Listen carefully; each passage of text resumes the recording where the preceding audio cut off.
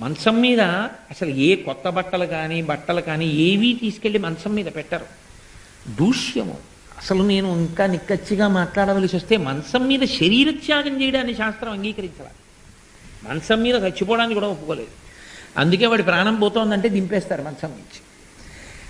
అటువంటి మంచం మీద పడుకుని ఉండగా దుస్వప్నం వచ్చిందనుకోండి, ఒక పీడకల వచ్చింది, ఉద్విగ్నులైపోయారు మీరు, ఏదో భయం వేసింది, అయ్య బాబోయ్ అని మీరు నిజంగా ఏదో జీవితంలో ఒక దురదృష్టకరమైన సంఘటన అనుభవించినంతటి బెంగకి లోనైపోయారు.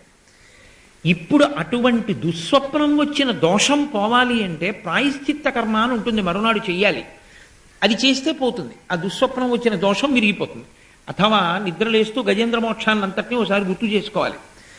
నరనాథ నీకును నా చేత వివరింపబడిన గజరాజమోక్షణ కథ వినువారికి యశములిచ్చును దురితాపహంబు దుస్వప్న